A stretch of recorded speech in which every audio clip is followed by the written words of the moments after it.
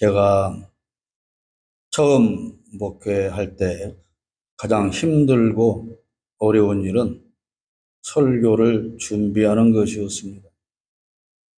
주제와 본문을 정하는 것도 어렵지만 설교 원고를 작성하기 위해서는 책상 위에 수많은 참고서를 펴놓고 일일이 찾아가며 여러 날 동안 씨름해야 겨우 한 편의 설교 원고가 만들어지곤 했습니다. 그런데 주제와 본문을 정하는 건 지금도 여전히 어렵습니다. 시대의 상황과 맞추어야 하기 때문에 그렇습니다. 옛날에는 노트에 직접 손글씨로 작성하는 일이니까 일주일 내내 이 일에 매달려야 해서 도저히 다른 일을 할 시간이 없었습니다. 그때 작성한 설교 노트의 일부는 수십 년이 지난 지금도 여기에 보관되어 있습니다. 목사들은 수많은 책을 사야 했고 교회에서는 목사의 도서비 항목 예산을 세워야 했습니다. 도서비는 생활비보다 사실 더 중요했습니다. 물론 그 돈으로 다 책을 샀는지는 모릅니다. 지금도 대형교회 목사들은 한 달에 수십만 원, 수백만 원의 도서비를 다 가지만 과연 그 돈으로 책을 사는지 그건 궁금합니다. 저는 생활비도 못 받는 상황에서 도서비는 언감생심 꿈도 꾸지 못했습니다. 그래서 청계천에 중고 서점을 찾아다녔고 새 책은 할부로 사서 빚을 갚기도 했고 질로 구성된 책을 한 지를 한꺼번에 살 수 없으니 한 권씩 사서 모으기도 했습니다만은 할부 책값을 갚느라고 허덕이고 때로는 가정불화가 일어나기도 했습니다. 그렇게 사서 모았던 책 일부가 지금도 서재에 저렇게 보관이 되어 있습니다. 물론 일부지만 수십 번의 이사를 하면서도 저 책을 다 버리지 못하는 이유입니다. 밥을 굶어도 늘어나는 책을 보면서 배불렀던 그런 기억이 있습니다. 그래서 여러 시간 씨름하며 준비하는 설교는 비교적 알차고 복음적인 내용이 담겼습니다. 참고서가 다 신학 서적이기 때문에 다른 책을 볼 시간도 없어서 신학 서적만 참고하며 작성하는 설교 원고가 복음적인 내용으로 채워지는 건 당연한 일입니다. 사실 그때 공부하며 기록해 두었던 것들을 지금도 거의 40년이 되었지만 활용하고 있고 특히 유튜브 라이브 방송에서도 유익하게 사용하고 있습니다. 그런데 중요한 것은 늘 설교는 그때의 시대 상황을 반영해야 한다는 겁니다. 40년 전에 공부했던 것을 활용한다고 해서 그것을 40년 시대에 맞게 할 수는 없다. 그런 뜻입니다. 그러나 어떤 목사들은 전혀 책을 참고하지 않고 준비를 하기도 합니다. 사실 준비라고 할 것도 없습니다. 그들은 하나님으로부터 직통으로 계시를 받아서 설교를 한다는 사람들입니다. 그래서 종이 한 장도 안 들고 강단에 올라서서 즉석으로 하나님이 바로바로 내려주는 대로 받아서 설교를 합니다. 그들은 원고지 들고 올라가서 설교하는 목사들을 비난했습니다. 설교 중에 원고지가 선풍기 바람에 날아가서 목사가 어쩔 줄 모르고 당황하더라 그런 말을 하며 조롱을 하기도 했습니다. 그런데 다행히 저는 이렇게 노트북을 올려놓고 하니까 선풍기 바람에 날아갈 일은 없어서 안심을 합니다. 목사가 얼마나 기도를 안 하면 하나님으로부터 계시를 못 받아서 원고지에 일일이 써가지고 가서 그걸 읽느냐, 그렇게 비판을 하는 거죠. 그런데 그렇게 계시를 받아서 설교한다는 목사님들, 하나님께서 왜 그렇게 질 낮은 계시를 해 주시는지 그건 알 수가 없으나, 사실 즉석에서 계시받아 전한다는 설교 내용은 엉망진창입니다. 내용의 질이 떨어지는 것은 물론이고 그런 사람들 일부가 이단으로 빠져나갑니다.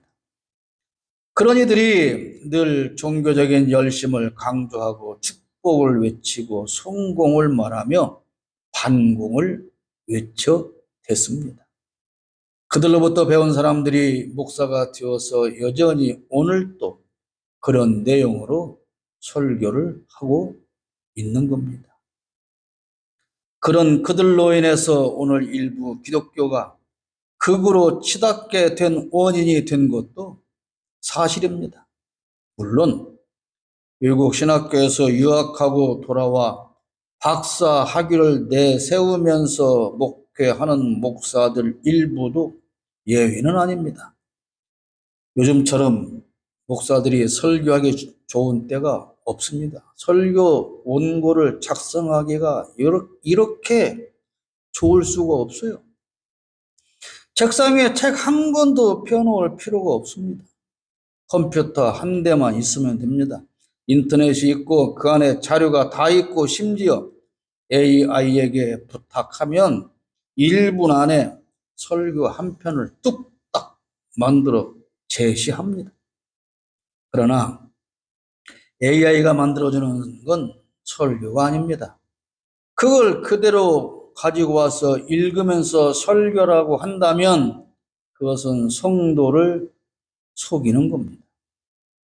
보통은 챗GPT를 사용하지만 저는 코파일럿을 씁니다. 제가 사용하기에는 이게 더 좋기 때문에 그렇습니다. 저는 설교 원고를 작성하면서 이 코파일럿을 이용해서 자료를 찾습니다. 책을 대신 한다는 거죠. 오늘 제가 드리는 이 설교도 이 코파일럿을 이용해서 자료를 찾아봤다, 그걸 말씀을 드리는 겁니다. 어떤 설교자는 AI가 1분 만에 만들어준 설교 원고를 읽으면서 하나님의 계시로 만든 설교라고 할지도 모르겠습니다. 특검 전국에서 요즘 떠오르는 인물 중 서희건설의 이봉관 회장이라는 사람이 있습니다. 서희건설 이봉관 회장과 특급 범죄자 김건희 사이의 연결 과정은 최근 특검 수사와 언론 보도를 통해서 점차 드러나고 있습니다. 정탁성 선물을 제공한 사실이 드러났지 않습니까? 2022년 3월 달에 6천만 원 상당의 반클리프 아펠 목걸이를 선물했고, 우리는 듣도 보도 못한 것들이죠. 2022년 4월에는 3천만 원짜리 브로치와 2천만 원짜리 귀걸이를 추가로 전달해서 밝혀진 것만 1억 1천만 원인데 1억 1천만 원을 모가지에, 귓볼에, 가슴패기에 달고 벤츠 한 대를 짊어지고 다녔다, 그런 말 아닙니까? 특검은 이것이 이봉관이 큰 사위를 고위 공직에 보내기 위한 인사청탁의 뇌물로 보고 수사를 하고 있습니다. 이봉관 회장의 사위 박성근은 검사 출신인데 그는 윤석열과 대구지검에서 함께 근무한 인물입니다. 이 검사 박성관의 장인 이봉관 회장이 김건희에게 선물을 전달하고 2달 후에 2022년 6월에 이 검사는 국무총리 비서실장 차관급에 임명이 됩니다. 이봉관 회장은 자수서에서 사위가 윤석열 정부에서 일할 기회가 있는지 알아봐달라, 그렇게 뇌물을 주고 청탁을 했다. 스스로 인정을 했습니다. 이봉관 회장에게는 아들이 없고 딸만 셋이 있습니다. 그래서 그 그룹의 이름이 건설사 이름이 서희건설입니다. 그중에 큰딸 이은희 부사장의 남편이 바로 이 박성근 검사고, 둘째 딸 이성희 전무의 남편도 검사입니다. 셋째 딸 이도희 실장은 본인이 검사 출신이고 그 남편은 현직 판사로 재직 중에 있습니다. 그러니까 딸 셋인데 그중에 검사가 셋이고 판사가 한 명이다 합니다. 현재 이봉관 회장의 이 세 딸은 모두 서희건설 경영에 참여하고 있고 사위들 역시 법조계에 종사하고 있어서 정치, 사법, 인맥과 기업 경영이 밀접하게 연결된 구조를 형성하고 있습니다. 그래서 최근 특검 수사에서도 인사 청탁 및 권력 유착 의혹을 밝혀가고 있는 중입니다. 그러나 이봉관과 김건희가 주고받은 1억 1천만 원어치 고가 액세서리는 뇌물이라고 할 수도 없습니다. 그저 가볍게 아는 사이에 정을 나눈 것에 지나지 않을 겁니다.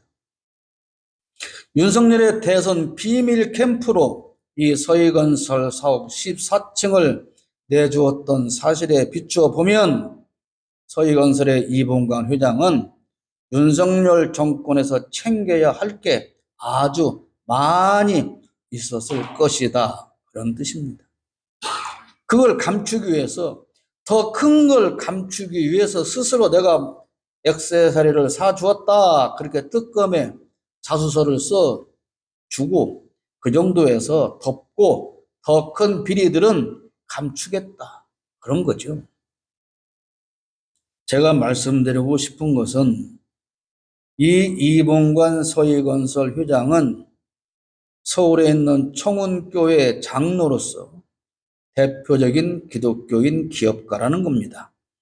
청운교회 목사 이필사는 명성교회 김삼환 목사의 사위입니다. 다들 이렇게 얽히고 설켜서 카르텔을 형성해 가는 거죠. 그런데 이들은 심지어 통일교와도 연결되어 있는 것 아니냐? 이런 의구심마저 들고 있습니다.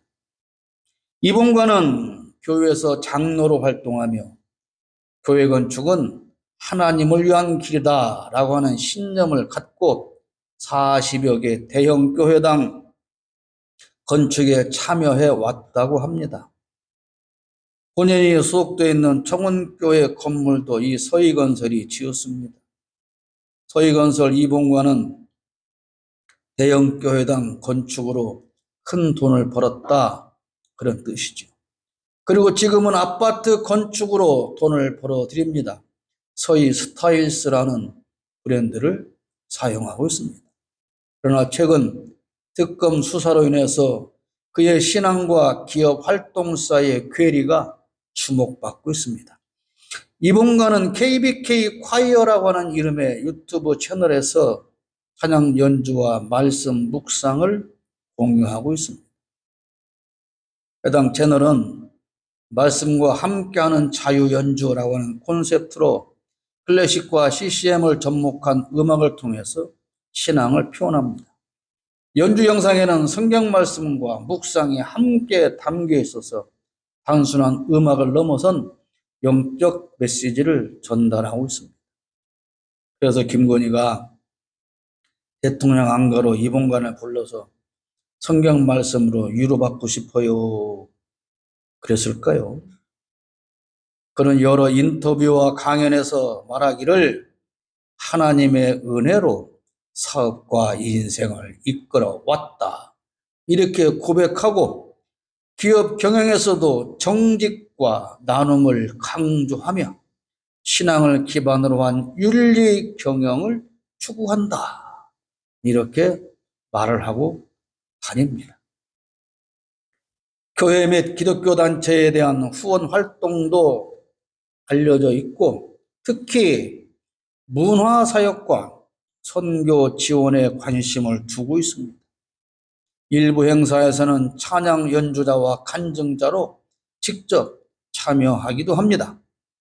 겉으로 보이는 이런 이봉관 회장은 단순히 신앙을 개인적으로 유지하는 것을 넘어서 음악과 기업 활동을 통해 신앙을 사회적으로 표현하고자 하는 인물로 평가받고 있습니다. 또한 그의 활동은 믿음과 삶의 일치를 추구하는 기독교인의 한 사례로 평가되기도 합니다. 그래서 군인과 많은 사람은 그가 오늘의 부를 누리게 된 게 바로 그렇게 교회에서 강조하는 복받은 결과야. 그렇게 생각할 거다 그런 말입니다. 기독교인으로서 긍정적인 활동을 해온 면이 분명히 있지만 최근 특검 수사에서 드러난 권력형 청탁과 고가 선물 제공 의혹은 이봉관 회장의 신앙적 이미지와는 큰 괴리를 보인다는 겁니다. 딸들과 사위를 판검사로 채웠다는 것도 신앙 속에 숨겨온 권력을 이용한 불법으로 불을 채우겠다고 하는 탐욕이 들어 있다는 것입니다. 그러니까 사실 그가 오늘까지 이루어 온 부는 은혜와 복이 아니라 불법과 편법을 통해서 만들어낸 것으로 봐야 하지 않겠느냐. 예수 팔아서 돈을 긁어 모은 것 아니냐. 그런 말입니다. 기독교의 핵심은 뭡니까? 겸손, 정직, 헌신, 섬김, 그리고 이웃 사랑입니다. 그런데 만약에 신앙을 앞세우면서도 권력에 기대어 사적 이익을 추구하고 공직 인사에 개입하거나 뇌물성 선물을 제공했다면 이는 명백히 기독교 정신을 훼손하는 행위 아닙니까? 여러분, 기독교의 본질은 무엇입니까? 기독교의 본질은 사랑입니다. 사랑은 십자가입니다. 십자가의 본질은 희생과 섬김과 나눔과 봉사입니다. 그리고 정의입니다. 그런데 오늘날 일부 목사들과 기독교인들이, 장로들이 이 본질을 잊고 있습니다. 아니, 본질을 버리고 있습니다. 교회 안에는 권력과 돈에 눈먼 자들이 가득합니다. 교회를 기업처럼 운영하며 헌금을 수단으로 삼고 있습니다. 그리고 정치와 결탁하여 진리를 왜곡하고 권력의 편에 서 있습니다. 성도들의 신앙을 이용해서 사리사욕을 채우는 사람들로 오늘 교회가 가득 채워져 있습니다.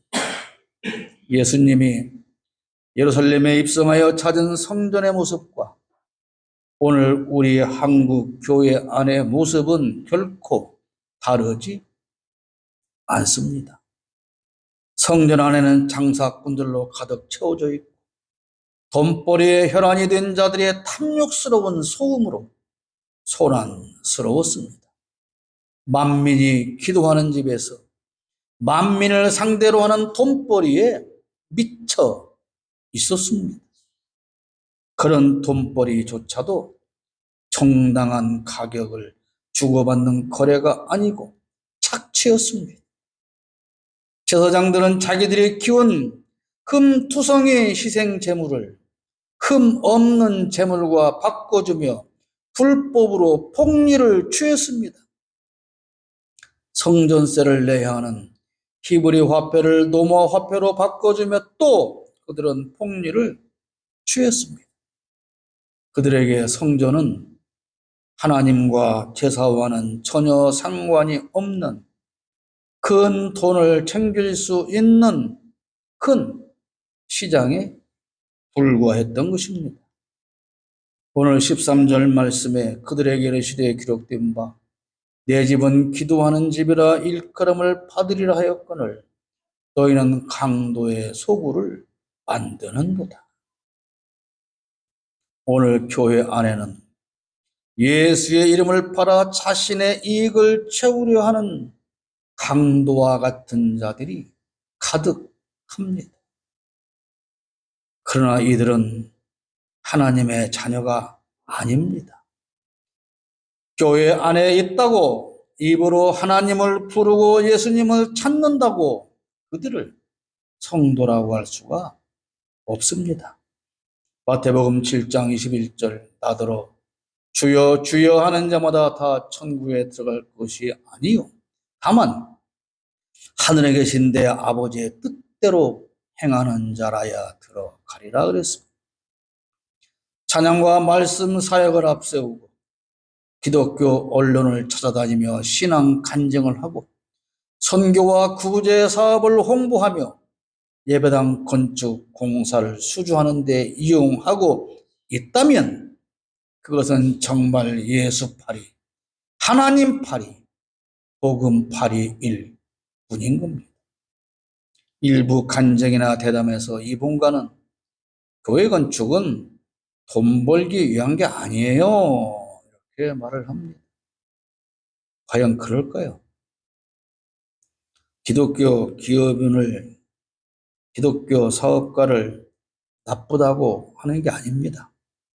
기독교인도 얼마든지 사업할 수 있고 그 사업체를 발전시켜서 재벌을 만들 수 있습니다. 그러나 공사를 수주하고 맡은 공사에 불법이 포함되고 그 불법을 덮기 위해 자식을 판사와 검사로 만들고 사위와 며느리를 판사와 검사에서 고른다면 그것은 예루살렘 성전에 가득한 장사꾼들보다 더 나쁜 짓이다. 그런 겁니다.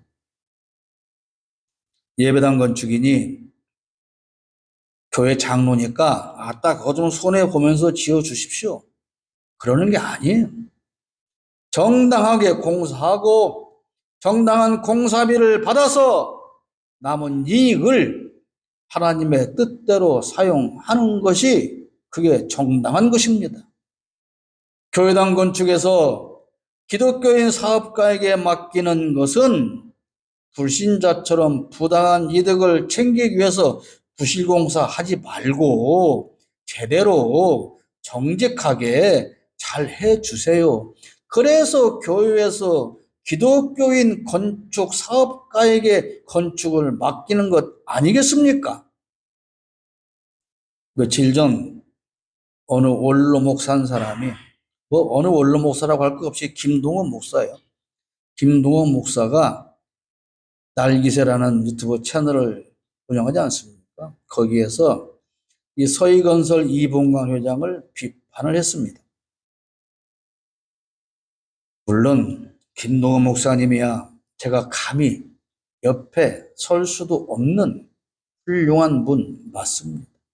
그런데 그 방송을 본 언론인 한 사람이 이봉광 회장을 비판한 김동원 목사를 대단히 칭찬하는 글을 개인 SNS에 올렸는데 이런 내용입니다. 역시 훌륭한 목사님이라 이봉관 회장에 대해서 조심스럽지만 비판하는 참 용기가 있다라고 생각했다. 저처럼 티끌만도 못한 존재가 아무리 떠들어도 알아주는 이 없으니 전파되는 일도 없고 보고 듣는 이도 없어서 오늘 여기서 이렇게 외쳐도 누가 알겠습니까마는 그런 유명한 목사의 글과 말은 금세 여러 사람에게 전파되지 않습니까? 그런데 제가 이 말을 통해서 하고 싶은 이야기는 왜 이봉관 회장을 비판하는데 조심스럽게 해야 하느냐 그 말입니다. 불법을 행하는 자는 신랄하게 비판을 해야 하는 것이지 왜 조심스럽게 비판을 하느냐 그 말이에요. 예수님은 성전에 가득한 장사꾼에 대해서 조심스럽게 다루지 않으셨습니다. 12절 보십시오. 예수께서 성전에 들어가서 성전 안에서 매매하는 모든 사람들을 내쫓으시며 돈 바꾸는 사람들의 상과 비둘기 파는 사람들의 의자를 둘러 엎으셨다. 그러잖아요. 예수님이 그 사람들에게 조심스럽게 살살 다가가서 조용한 목소리로 귀에다 대고 저 좀 나가 주실래요? 이렇게 했습니까? 그러지 않았잖아요. 아, 죄송한데요. 여기는 성전이잖아요. 좀 비켜주시면 안 될까요? 예수님 그랬습니까? 장사꾼을 쫓아내고 환전상의 책상을 뒤엎어버리고 비둘기 파는 장사꾼들의 의자도 절로 엎으셨다고 기록되어 있지 않습니까? 그런데 왜 원로 목사가 불법을 행하는 장로 기업인을 비판하는데 조심스럽게 해야 하는 겁니까?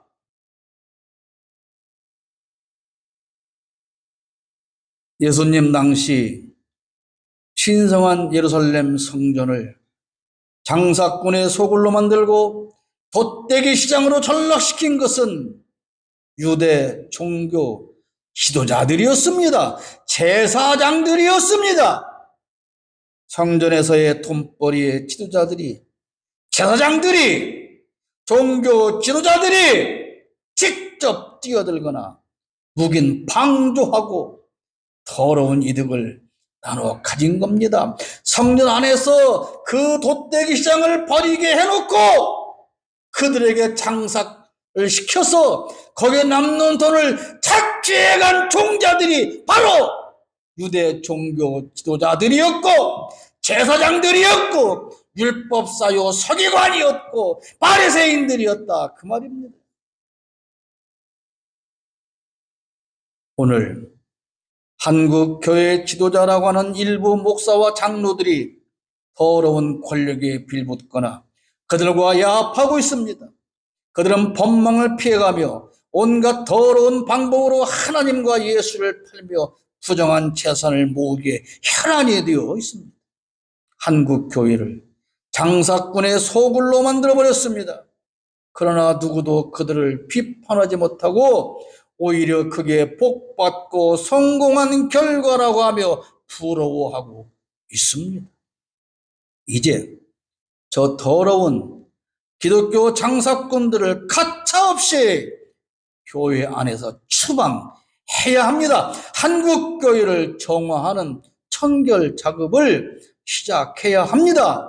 나부터, 우리부터, 지금부터 시작해야 하는 것입니다.